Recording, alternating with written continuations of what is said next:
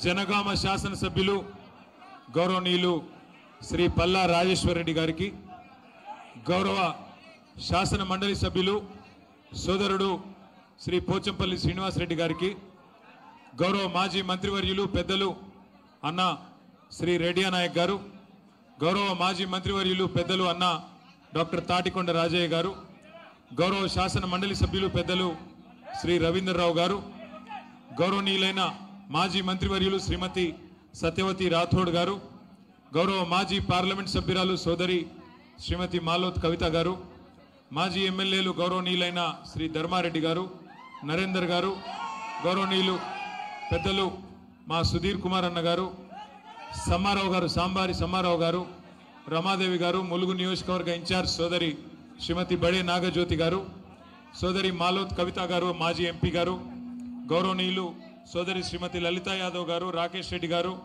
మహబూబాబాద్ మాజీ శాసనసభ్యులు శంకర్ నాయక్ గారు, బీఆర్ఎస్ విద్యార్థి విభాగం రాష్ట్ర అధ్యక్షులు తమ్ముడు గెల్లు శ్రీనివాస్ యాదవ్ గారు, తమ్ముడు మాజీ కార్పొరేషన్ చైర్మన్ కేయూ విద్యార్థి నాయకుడు వాసుదేవ్ రెడ్డి గారు, జనార్దన్ గౌడ్ గారు, అట్లాగే వేదికపై ఆసీనులైన మా గౌరవనీయులైన కార్పొరేటర్లు, గౌరవనీయులైన సీనియర్ నాయకులు, గౌరవ రాష్ట్ర నాయకులు, పేరు పేరున అందరికీ నేను ఎవరి పేరున మర్చిపోతే ముందే దయచేసి మన్నించాలని కోరుతూ, జర పేరు పేరున అందరికీ తమ్ముడు జర వదిలిపెట్టకూరు ప్లీజ్. అట్లాగే పొద్దున 11:30 అనుకున్నాం కార్యక్రమం, కానీ చాలా ఓపికగా ఉన్న మా పత్రికా మిత్రులకు, అట్లాగే ఈరోజు పెళ్ళిళ్ళు ఉన్నా కూడా ఆ పెళ్ళిళ్ళు కూడా పక్కకు పెట్టున్న మా ఆడబిడ్డలకు, మా అన్నదమ్ముళ్లకు పేరు పేరున అందరికీ హృదయపూర్వకంగా నమస్కారం. 16 సంవత్సరాల కిందట పెద్దలు కేసీఆర్ గారి నాయకత్వంలో ఆనాడు తెలంగాణ ఉద్యమాన్ని, తెలంగాణ రాష్ట్ర సాధన కోసం ఆ రోజు కేసీఆర్ గారు తెగువతో తెగింపుతో ఇచ్చిన పిలుపు, కేసీఆర్ సచ్చుడో తెలంగాణ వచ్చుడో ఏదో ఒకటి జరగాలే అనే ఒక పిలుపునిచ్చి ఆ రోజు తెలంగాణ సమాజాన్ని కదిలించిన రోజు దీక్షా దివస్. 16 సంవత్సరాల కిందట 2009 నవంబర్ 29 నాడు కేసీఆర్ గారు కరీంనగర్లో బయలుదేరి సిద్దిపేటకు పోయే క్రమంలో ఆ రోజు వారిని అరెస్టు చేసి వరంగల్ మీదుగా ఖమ్మం జైలుకి తీసుకుపోయిన సందర్భం నా మనసులో ఇంకా తాజాగా తిరుగుతూనే ఉన్నది. నాకు ఇంకొకటి బాగా గుర్తున్న అనుభవం, ఆ రోజు కరీంనగర్లో అరెస్ట్ చేసిండ్రు అల్గనూరు చౌరస్తాల. అరెస్టు చేసిన తర్వాత కేసీఆర్ గారిని కారులో వేసుకొని లక్ష్మీకాంతరావు గారిని, కేసీఆర్ గారిని, నాయన్ నరసింహారెడ్డి గారిని కారులో వేసుకొని ముందుకు వెళ్ళిపోయినారు. అనుకోకుండా అక్కడ జయశంకర్ గారు, పెద్దలు ప్రొఫెసర్ జయశంకర్ గారు అల్గనూరు చౌరస్తాలనే పోలీసు వాళ్ళు వారిని పికప్ చేయడం కొద్దిగా హడావుడిలో మర్చిపోయినారు. మేము కరెక్ట్గా ఇంకొక 2 నిమిషాల తర్వాత అక్కడ చేరుకున్నాం. చేరుకున్న తర్వాత జయశంకర్ గారిని తీసుకొని కారులో ఎక్కి కేసీఆర్ గారిని వారికి తీసుకుపోయిన పోలీస్ జీబులను వెంబడిస్తూ మేము కూడా బయలుదేరి వరంగల్ దిక్కు వచ్చేసినప్పుడు సరిగ్గా కాకతీయ విశ్వవిద్యాలయం దగ్గర చౌరస్తా కాడ పిల్లలందరూ రోడ్డుకెక్కి ఆ రోజు రాస్తారోకో చేస్తూ ఉన్నారు. రాస్తారోకో చేస్తుంటే నేను దిగి జయశంకర్ సార్నేమో, సార్ మీరు ఇంటికి పోండి, నేను ఇక్కడ ధర్నాలో కూర్చుంటా అని చెప్పి అక్కడ ధర్నాలో కూర్చుంటే ఆ రోజు అరెస్ట్ చేసినారు పోలీసు వాళ్ళు. అరెస్ట్ చేసి తీసుకొని పోయినారు. తీసుకొని పోతుంటే మళ్ళీ హన్మకొండ చౌరస్తాలో పోలీస్ వ్యాన్ దుంకి ఆడికెళ్ళి బయలుదేరి పక్కనే జయశంకర్ గారి ఇల్లుంటే ఆ ఇంట్లోకి పోయి అక్కడ అందరం కూడా కూర్చున్న తర్వాత ఒక 2 గంటల తర్వాత పోలీసు వాళ్ళు వచ్చి మిమ్మల్ని ఆల్రెడీ అరెస్ట్ చేసినాం, మీరు తప్పించుకున్నారు, మళ్ళీ తీసుకుపోతామని చెప్పి తీసుకుపోయి వరంగల్ సెంట్రల్ జైల్లో ఆ రోజు నన్ను ఇక్కడనే ఇదే వరంగల్ గడ్డ మీద జైల్లో పెట్టి తెల్లారి రాత్రి 30 తారీఖు రాత్రి ఎప్పుడో దగ్గర ఒక 30-35 గంటల తర్వాత విడుదల చేస్తే వెంటనే బయలుదేరి ఖమ్మంలో ఎక్కడైతే కేసీఆర్ గారు ఉన్నారో అక్కడ పోయినాం. ఇక తర్వాత 11 రోజుల దీక్ష. ఆ దీక్ష తర్వాత తెలంగాణ సమాజం మొత్తం కదిలి, తెలంగాణలోని విద్యార్థి లోకం మొత్తం కదిలి, అది కేయూ కావచ్చు, ఓయూ కావచ్చు, వేరే విశ్వవిద్యాలయాలు కావచ్చు, అన్ని విశ్వవిద్యాలయాలు కథన భూమిని తలపించే విధంగా, యుద్ధ భూమిని తలపించే విధంగా మరి పూర్తి స్థాయిలో విద్యార్థుల పోరాటంతో ఎక్కడికక్కడ వీరోచితంగా తెలంగాణ కదిలింది. శ్రీకాంతాచారి ఆత్మ బలిదానంతో మొదలైన మలిదశ తెలంగాణ ఉద్యమం ఒక్కసారి ఉవ్వెత్తున ఎగిసిపడి 2009 దీక్షా దివస్ నాడు ప్రారంభమైంది అంటే సరిగ్గా 11 రోజుల పాటు కేసీఆర్ గారి నిరాహార దీక్ష ముగిసేదాకా, తెలంగాణ ప్రకటన వచ్చేదాకా అద్భుతంగా ఒక సముద్రం అలలాగా ఎగిసిపడ్డది. ఒక తుఫాను వాతావరణం సృష్టించింది 16 ఏళ్ల కిందట. కానీ చాలా మంది పిల్లలకు, ఈ తరం పిల్లలకు దీక్ష గురించి తెలియదు, తెలంగాణ ఉద్యమ పోరాటం గురించి తెలియదు. ఎందుకంటే వాళ్ళ తప్పు కాదు, రాష్ట్రం వచ్చి 12 ఏళ్ళ కాబట్టి ఆ రోజు నా కొడుకే ఉన్నాడు, నా కొడుకు వయసు ఇప్పుడు 20, ఆ రోజు 8 ఏళ్ళు. మరి ఆ రోజు 8 ఏళ్ళు ఉన్న పిల్లగానికి తెలంగాణ ఉద్యమం ఏం తెలుస్తుంది? కేసీఆర్ గారు చేసిన త్యాగము, పోరాటము, మన విద్యార్థుల అమరవీరుల బలిదానాలు, తెలంగాణలోని అన్ని కులాలు మతాలు ఆ రోజు జేఏసీగా ఏర్పడి ఎంత అద్భుతంగా కదం దొక్కినాయో ఇవన్నీ కూడా మర్చిపోలేని సందర్భాలు. అందుకే ఆ దీక్షా దివస్ స్ఫూర్తితో, కేసీఆర్ గారి పోరాట స్ఫూర్తితో, తెలంగాణ విద్యార్థుల పోరాట స్ఫూర్తితో, తెలంగాణ ఉద్యోగుల పోరాట స్ఫూర్తితో, తెలంగాణ జర్నలిస్టుల పోరాట స్ఫూర్తితో, ఆనాటి పోరాట స్ఫూర్తిని తిరిగి ఒక్కసారి తలుచుకొని మళ్ళీ తెలంగాణను ఈరోజు దోచుకుంటున్న, తెలంగాణ ప్రజలను రాచి రంపాన పెడుతున్న కాంగ్రెస్ పార్టీకి బుద్ధి చెప్పడానికి ఆనాటి త్యాగ నిరతిని, ఆనాటి పోరాట స్ఫూర్తిని అందిపుచ్చుకొని ముందుకు పోవాలన్న ఉద్దేశంతోనే మన పార్టీ ఆధ్వర్యంలో ప్రతి సంవత్సరం నవంబర్ 29 నాడు దీక్షా దివస్ అనే కార్యక్రమం మనం చేస్తూ ఉన్నాం. పెద్దలు వినయ్ భాస్కర్ గారు ప్రతి సంవత్సరం కూడా ఒక్కరోజు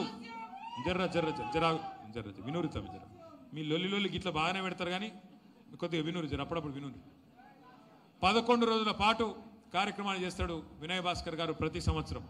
ఇక్కడ ఉండే కవులను, కళాకారులను, రిటైర్డ్ ఉద్యోగులను, విద్యార్థులను, ఇతర కార్మిక సంఘాలను అందరినీ కలుపుకొని 11 రోజుల పాటు కార్యక్రమాన్ని విజయవంతంగా ప్రతి సంవత్సరం కూడా హన్మకొండలో వినయ్ భాస్కర్ గారు నిర్వహిస్తూ ఉంటారు.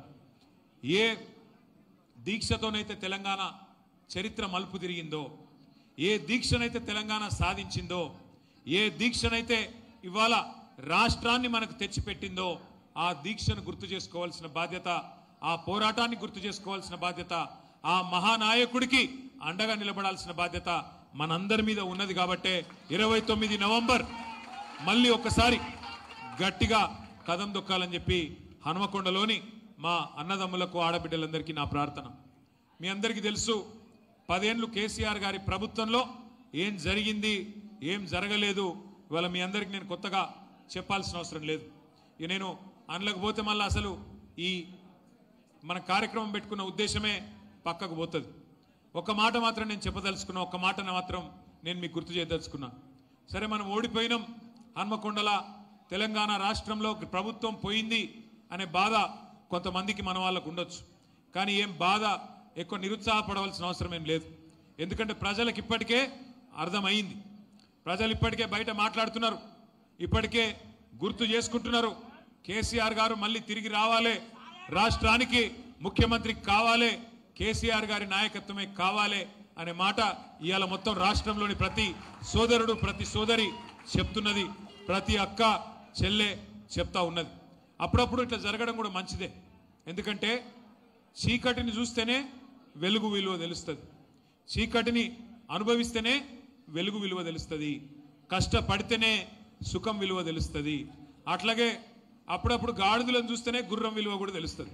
అందుకే నేను చెప్పేది బాధపడేది ఏం లేదు, బాధపడేది లేదు, భయపడేది అంతకంటే లేదు. వినయన్న ఇక్కడికి వస్తున్నప్పుడు చెప్పిండు, అన్న మన పిల్లల మీద పోలీస్ కేసులు, దొంగ కేసులు పెడుతున్నారు అని. పిల్లల మీద పెడతారు, పెద్దవాళ్ళ మీద పెడతారు, ఎందుకంటే వాళ్ళకు పరిపాలన చేతనైతే లేదు. నేను ఇక్కడికి రాగానే అందుకే ముందుగాల పోయి మన వరంగల్ న్యాయవాదుల బృందానికి ధన్యవాదాలు చెప్పిన వారందరికీ కూడా, మా అడ్వకేట్లు ఉద్యమంలో ఏ పాత్రనైతే పోషించినరో, ఉద్యమంలో ముంగటుండేట్లయితే నడిపించిర్రో మళ్ళీ అట్లే నడిపిస్తున్నారు.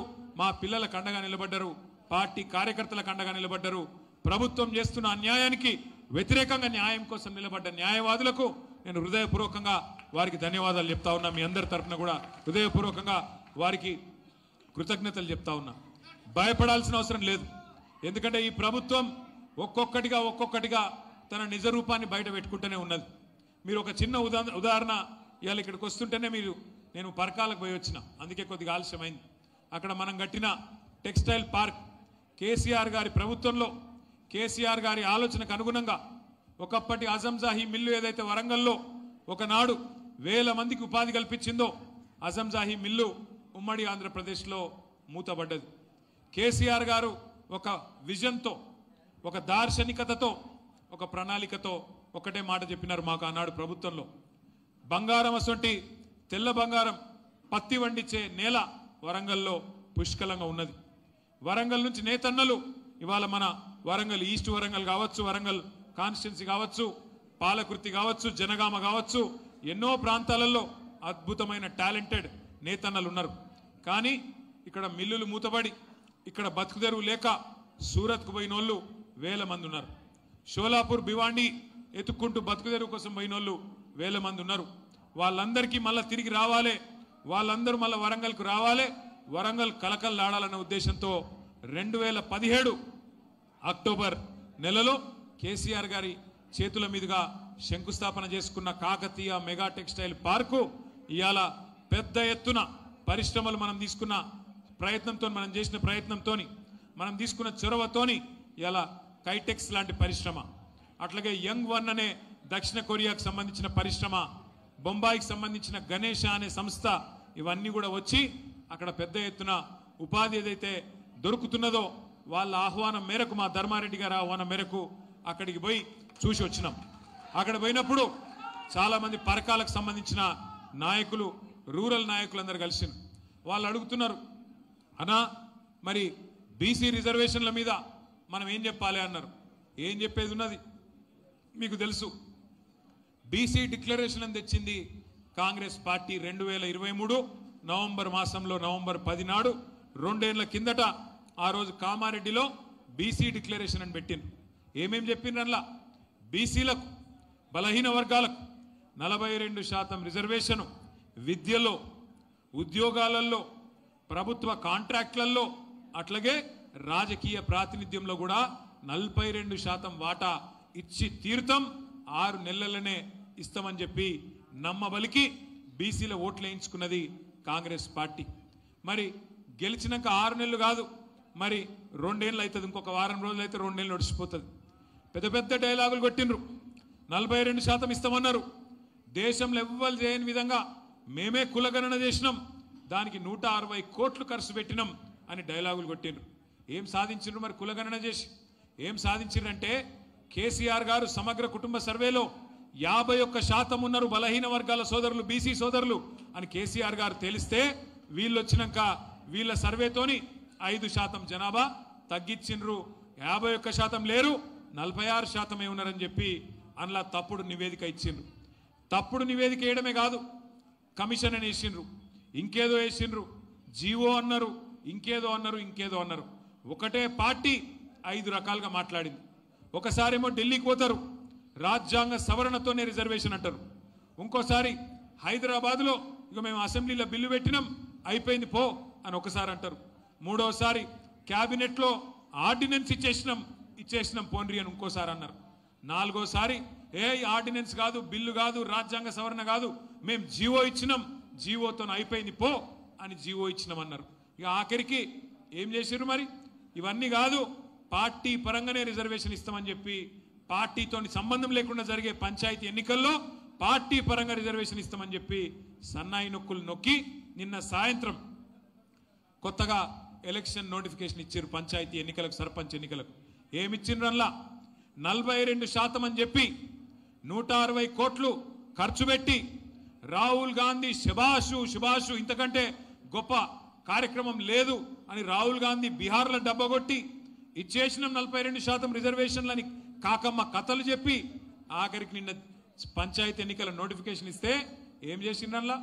ఇదివరకు కేసీఆర్ ప్రభుత్వంలో ఇచ్చిన 24% రిజర్వేషన్లను తగ్గించి 17% చేసిండ్రు. ఇవాళ ఇక్కడ 42 చెప్పింది, ఇచ్చిందేమో 17%. ఇంతకంటే అన్యాయం బలహీన వర్గాలకు నాకు తెలిసి భారతదేశంలో ఎన్నడూ ఏ ప్రభుత్వం కూడా చేయలేదు. అంటే అప్పుడే తెలంగాణలో సామెత ఉంటుంది, వెనకటికి ఎవడో కొండంత రాగం తీసి ఆఖరికి గాడిది పాట వాడిండట. ఒక గట్లున్నది రేవంత్ రెడ్డి కథ. 42% రిజర్వేషన్ అని చెప్పి కేసీఆర్ అన్యాయం చేసిండని చెప్పి తప్పుడు మాటలు చెప్పి అబద్ధాలు చెప్పి అష్టవంకర మాటలు మాట్లాడి ఆఖరికి నిన్న నువ్వు తీసుకొచ్చిన పంచాయతీ ఎన్నికల నోటిఫికేషన్లో 17% మాత్రమే బీసీలను పరిమితం చేసిన ద్రోహి రేవంత్ రెడ్డి అనే మాట నేను మీకు గుర్తు చేస్తా ఉన్నా. ఒక్కసారి ఆలోచించండి. తెలంగాణలోని బలహీన వర్గాల మేధావులు, బలహీన వర్గాల సోదరులు సోదరిమణులు 42% అని మాట ఇచ్చి ప్రభుత్వ కాంట్రాక్టులలో ఇస్తా, విద్యలో ఇస్తా, ఉద్యోగాలలో ఇస్తా, అట్లాగే రాజకీయంగా వాటా ఇస్తా, 1,00,000 కోట్ల బడ్జెట్ పెడతా, సంవత్సరానికి 20,000 కోట్లు మీకు బడ్జెట్లోనే పెడతా అని నమ్మించి తడి గుడ్డతోని గొంతు కోసిన రేవంత్ రెడ్డి ప్రభుత్వాన్ని ఏం చెయ్యాలో మీరే నిర్ణయించాలని చెప్పి కూడా నేను తెలంగాణలోని బలహీన వర్గాల మా బిడ్డలకు, మా అన్నదమ్ములకు నేను కోరుతా ఉన్నా. అట్లాగే ఇంకొక మాట కూడా నేను విజ్ఞప్తి చేస్తా ఉన్నా. పార్టీ పరంగానే జరగదు సర్పంచ్ ఎలక్షన్. ఇలా బీ ఫారం ఇచ్చేది లేదు, కారు గుర్తుండదు, ఏ గుర్తుండదు. మరి అసొంటి ఎలక్షన్లనట సర్పంచ్ ఎన్నికల్లో ఇవాళ కొన్ని మండలాల్లో బీసీలకు రిజర్వేషన్ లేకుండా చేసిన దుర్మార్గులు ఇప్పుడే పల్లారాజేశ్వరరెడ్డి గారు చెప్తున్నారు. ఏ మండలం అది నువ్వు చెప్పింది? నర్మెట్ట మండలం జనగామ. 17 సర్పంచ్ 17 గ్రామ పంచాయతీలుంటే ఒక్కటి బీసీ రిజర్వేషన్. ఇంకా కొన్ని మండలాలు నా దగ్గర నా కాన్స్టిట్యున్సీలో వీర్నపల్లి అనే మండలం ఉంటుంది. మొత్తంగా ఒక్కటంటే ఒక్కటి కూడా ఇవ్వలేదు. మొత్తం మండలంలో ఒక్కటి రిజర్వేషన్ లేదు. మొత్తం తెలంగాణలో చాలా మండలాల్లో బీసీ రిజర్వేషన్ లేకుండా చేసి ఇవాళ మొత్తం 32 జిల్లాలు ఉండే తెలంగాణలో 23% 24% గతంలో ఉంటే ఈరోజు దాన్ని 17% తగ్గించి బీసీల సంఖ్య తగ్గించి సర్వే చేసి ఇవాళ రిజర్వేషన్లు తగ్గించి సిగ్గు లేకుండా రేవంత్ రెడ్డి మాట్లాడుతున్నాడు. నేను చీరిచ్చినా చీర కట్టుకోండి, కాంగ్రెస్ కోటేయినరట. అంటే నువ్వు 1,00,000 మందిని కోటీశ్వరులు చేస్తా అన్నది మర్చిపోవాలి, నెలకు ఇస్తానన్న 2,500 మర్చిపోవాలి, నువ్వు చేసిన మోసాలు మర్చిపోవాలి, నీ 6 గ్యారంటీలు మర్చిపోవాలి. నువ్వు ఇచ్చిన చీర కట్టుకొని నీకు ఓటేయాలని చెప్పి సిగ్గు లేకుండా ముఖ్యమంత్రి మాట్లాడుతుంటే మరి మళ్ళొక్కసారి తడిగుడ్డతోని గొంతు కోసిన కాంగ్రెస్కు బుద్ధి చెబుదామా లేదా? బలహీన వర్గాల ఆడబిడ్డలు అన్నదమ్ముళ్ళు ఆలోచించాలని చెప్పి నేను కోరుతా ఉన్నా. ఇంకొక మాట కూడా నేను కోరుతా ఉన్నా. సరే, కొట్లాడుతున్నాం, ప్రభుత్వం మీద అడుగడుగున నిలదీస్తున్నాం, ప్రభుత్వానికి ముచ్చెమటలు పట్టిస్తున్నాం. ముఖ్యమంత్రిని మొన్న జూబ్లీ హిల్స్ లో గల్లీ గల్లీ తిరిగేటట్టు ఉరికిచ్చినామా లేదా? మీ కళ్ళ ముంగట్నే ఉన్నది. గల్లీ ముఖ్యమంత్రి ఆఖరికి దిగజారిపోయి ఒక ఉప ఎన్నికల్లో వారం రోజులు తిరిగిండు. యూసుఫ్ గూడల పాదయాత్ర చేసిండు. గట్లాంటి పరిస్థితి వచ్చింది. ఆఖరికి ఓట్లు ఆఖరికి కొనుక్కొని గెలిచిండు. సరే, ఒక సీటు పర్వాలేదు, కానీ ఒక్కటి మాత్రం గుర్తుపెట్టుకోండి ముఖ్యమంత్రి గారు, కాంగ్రెస్ నాయకులారా, ఈ ద్రోహం ఈ మోసం ఎల్లకాలం నడవది. కేసీఆర్ గారి పోరాట స్ఫూర్తితో, కేసీఆర్ గారి నాయకత్వంలో నడిచిన మా విద్యార్థుల త్యాగ నిరతితో, మా ఉద్యోగుల చూపెట్టిన బాటలో, మా జర్నలిస్టులు చూపెట్టిన బాటలో, మా తెలంగాణ న్యాయవాదులు ఆనాడు తెలంగాణ ఉద్యమంలో చూపెట్టిన బాటలో కలిసి మళ్ళీ ఒకసారి దీక్షా దివస్ స్ఫూర్తిగా కదం తొక్కుతాం. ఏ ఓరుగల్లునైతే నువ్వు అవమానిస్తున్నావో, ఏ ఓరుగల్లుకు ప్రతీకగా ఉన్న కాకతీయ కళాతోరణాన్ని ఇవాళ తెలంగాణ రాజముద్రలకెళ్ళి నువ్వు తీసేస్తున్నావో, అదే ఓరుగల్లు నుంచే ప్రతిఘటన ప్రారంభమైతుంది. తప్పకుండా కాంగ్రెస్ పార్టీకి గోరీగట్టే దిశగా పోరాటం నడుస్తుందనే మాట కూడా నేను విజ్ఞప్తి చేస్తా ఉన్నా. ఒక బీసీలకే కాదు ఈ ప్రభుత్వం మోసం చేసింది, తెలంగాణలోని సబ్బండ వర్గాలకు మోసం చేస్తున్నది కాంగ్రెస్ ప్రభుత్వం. అందుకే మిమ్మల్ని నేను కోరేది, కేసీఆర్ గారి స్ఫూర్తిని అందిపుచ్చుకుందాం. కేసీఆర్ గారి పోరాట స్ఫూర్తిని అందిపుచ్చుకొని సర్పంచ్ ఎన్నికైతేనేమి, ఎంపీటీసీ అయితేనేమి, జెడ్పీటీసీ అయితేనేమి, ఏ ఎలక్షన్ వస్తేనేమి కలిసికట్టుగా కదం దొక్కుదాం. ఒక్కొక్క నాయకుడు, ఒక్కొక్క కార్యకర్త, ఒక్కొక్క సోదరుడు, ఒక్కొక్క సోదరి, ఒక్కొక్క కేసీఆర్ కావాలి. ఇప్పుడు మనం ఒక్కసారి యాద్ చేసుకోండి, మనం ఒక్కరోజు ఇప్పుడు ఎంత అవుతుంది? టైం 3 అవుతుందా? 3 కొడితేనే ఆకలి అవుతుందా? అన్నం తినకపోతే? మరి కేసీఆర్ గారు 11 రోజులు అన్నం తినకుండా, మంచీలు తాగకుండా, మన కోసం, తెలంగాణ కోసం ఒక్క పూటకే మనకు ఆగమైతే 11 రోజులు ఇలా అన్నాహారాలు మానేసి మన కోసం సావు నోట్లో తలబెట్టిన నాయకుడు కేసీఆర్. అట్లాంటి నాయకుడి నాయకత్వంలో పనిచేస్తున్న మనం అదృష్టవంతులం. అట్లాంటి నాయకుడి నాయకత్వంలో తెలంగాణ సాధించిన మన పార్టీ మనకెన్నటికైనా గర్వకారణం. సరే, అధికారం ఉండొచ్చు, లేకపోవచ్చు, ఇలా జై తెలంగాణ అనని జీవితంలో అన్ననోడు ముఖ్యమంత్రి కావచ్చు. కానీ ఎన్నటికైనా చరిత్రలో మళ్ళీ ఏ పార్టీ అయితే పోరాటాన్ని చేసిందో, ఏ గులాబీ జెండానైతే తెలంగాణ సాధించిందో ఆ జెండాకుండే స్థానం, ప్రత్యేకమైన స్థానం ఎన్నటికీ ఎవడు కూడా తీసివేయలేడు. అందుకే కేసీఆర్ గారి స్ఫూర్తిగా నేను మిమ్మల్ని అందరినీ కోరేది ఒకటే, ఒక్కొక్కరు ఒక్కొక్క కేసీఆర్ కావాలి. తెలంగాణలోని కార్యక్షేత్రంలో సర్పంచ్ ఎలక్షన్ అయితేనేమి, ఎంపీటీసీ, జెడ్పీటీసీ ఏ ఎలక్షన్ అయినా తప్పకుండా కేసీఆర్ గారు ఇచ్చిన స్ఫూర్తితో ముందుకు పోదాం, బ్రహ్మాండంగా ముందుకు నడుద్దాం. ఇంకొక 2 ఏళ్ళు పోరాటాలు తప్పవు, ఇంకొక 2 ఏళ్ళు కేసులు తప్పవు, ఇంకొక 2 ఏళ్ళు ఈ దుర్మార్గ పాలనను ఎదుర్కొనే విషయంలో తప్పకుండా పోరాటాలు తప్పవు. ఇవాళ రేవంత్ రెడ్డి ఆయన అత్త సొమ్మో ఆయన అయ్య సొమ్మో అన్నట్టు 5 లక్షల కోట్ల భూములు హైదరాబాదులో అమ్ముకొని వాళ్ళ సొంత పార్టీ వాళ్లకు, వాళ్ళ అన్నదమ్ములకు ఇలా అమ్ముకునే ప్రయత్నం చేస్తా ఉన్నాడు. ఒక అవినీతి అనకొండ లెక్క అనుముల రేవంత్ రెడ్డి ఇలా రాష్ట్రానికి పట్టిన ఒక విషపురుగులాగా తయారయ్యిండు. మరి అట్లాంటి దుర్మార్గుణ్ణి ఎదుర్కోవాలి అంటే గ్రామాన చైతన్యం వెళ్ళి విరవాలి. దీక్షా దివస్ స్ఫూర్తితో మనందరం కదం దొక్కాలి. దానికి సంబంధించి కూడా ప్రత్యేక కార్యాచరణ జిల్లాల వారీగా వస్తుంది, మనం విజయవంతం చేసుకోవాలి. కానీ దానికంటే ముందు నవంబర్ 29 నాడు దీక్షా దివస్ మరి మీ హనుమకొండలో కూడా పెద్ద ఎత్తున వినయ్ భాస్కర్ గారి నేతృత్వంలో జరుగుతుంది. అందరూ కూడా పాల్గొనండి, పెద్ద ఎత్తున ఆ రోజు సన్మానం చేయండి. ఆ రోజు అదేవిధంగా 11 రోజుల పాటు మీ దగ్గర కార్యక్రమాలు చేస్తారు. ఉద్యమంలో మనతో కలిసి నడిచిన వాళ్ళు, న్యాయవాదులు కావచ్చు, విద్యార్థులు కావచ్చు, జర్నలిస్టులు కావచ్చు, కవులు, కళాకారులు, ఇంకా ఇతరులు, కుల సంఘాలు అందరినీ కలుపుకొని ముందుకు నడవండి. కేవలం ఉద్యమానికి సంబంధించిన జ్ఞాపకాలను మాత్రమే నెమరు వేసుకోవడానికి, ఏ రకంగా రాష్ట్రాన్ని సాధించడమో గుర్తు తెచ్చుకోవడానికి పనికొచ్చే ఈ ఉత్కృష్టమైన సందర్భాన్ని అద్భుతంగా వాడుకోవాలని చెప్పి మనస్ఫూర్తిగా కోరుతూ, ఇప్పటికే ఆలస్యమైంది, దయచేసి ఇవ్వలేమనుకోవద్దని చెప్పి కూడా కోరుతూ, జై తెలంగాణ, కేసీఆర్ గారి నాయకత్వం.